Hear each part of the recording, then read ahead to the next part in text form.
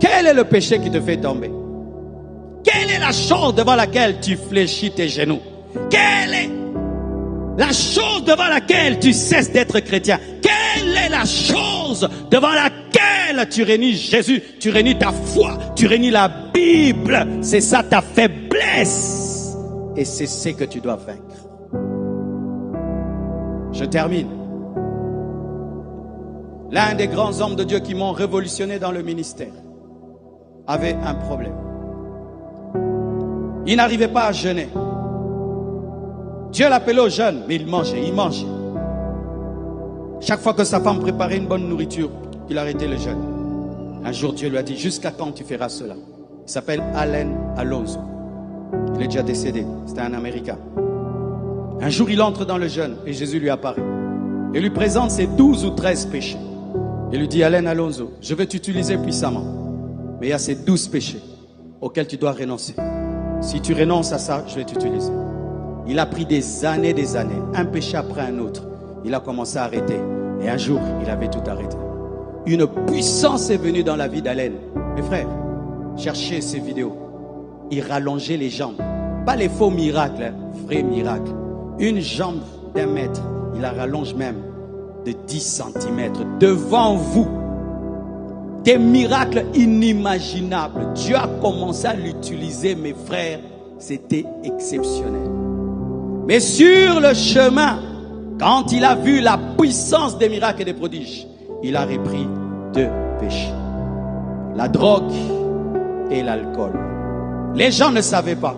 Ils commençaient à se droguer, commençaient à prendre l'alcool. Commençaient à se droguer, commençaient à prendre l'alcool. Et c'est sûr que c'était pour les stress. Le stress du ministère, être à l'aise, avoir le courage, ne pas avoir peur, se détendre. Il n'avait plus obéi à l'alliance avec Dieu. Il a repris. Cet homme est mort comment? Il s'enivre et il doit rentrer chez lui. Il veut traverser la route. Il a oublié que c'était un chemin, une voie ferrée. Un train est venu, l'a tué. On va faire l'autopsie de son corps. On trouve dans le corps de l'homme de Dieu de l'alcool et de la drogue. Il faisait marcher les paralytiques. Il ouvrait les yeux des aveugles. Il rallongeait les pieds. Mais il ne pouvait pas tenir devant une bouteille d'alcool. Cette bouteille d'alcool que toi, tu n'as jamais prise.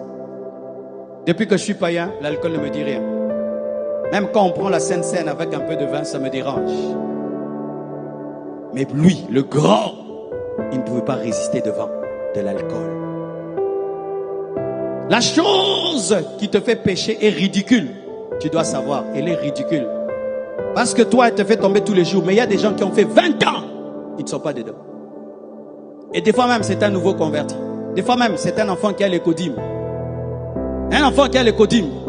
Mais il a une victoire sur une chose que toi, qui es ici, tu tombes dedans tous les jours.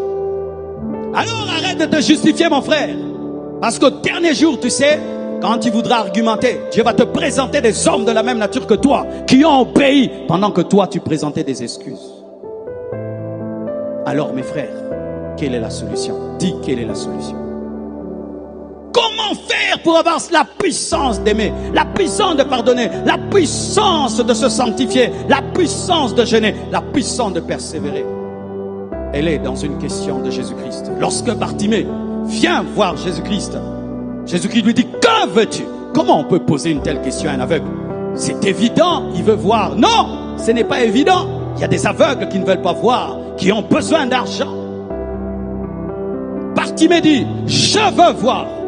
Et Jésus lui dit, vois, ta foi t'a sauvé. Et lui, il a dit ce qu'il voulait. Jésus parle de foi. Parce qu'il y a 2 secrets. Pour que la puissance de Dieu vienne dans ta vie. Vouloir et avoir la foi. La foi et la volonté.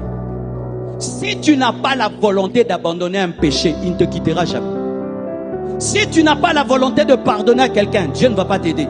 Si tu n'as pas la volonté de persévérer jusqu'au bout, Dieu ne va pas t'aider. Si tu n'as pas la volonté de jeûner Alpha 40, Dieu ne va pas t'aider. Il faut vouloir. Veux-tu?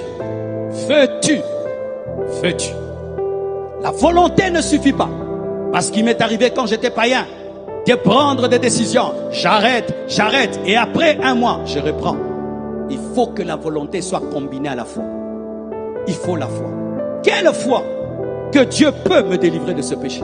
Même si j'ai fait 10 ans dedans, il peut me libérer de ce péché. Il peut m'aider à pardonner. Tu dois croire qu'il est capable d'ouvrir tes yeux.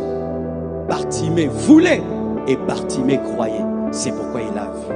Tu dois vouloir et tu dois croire.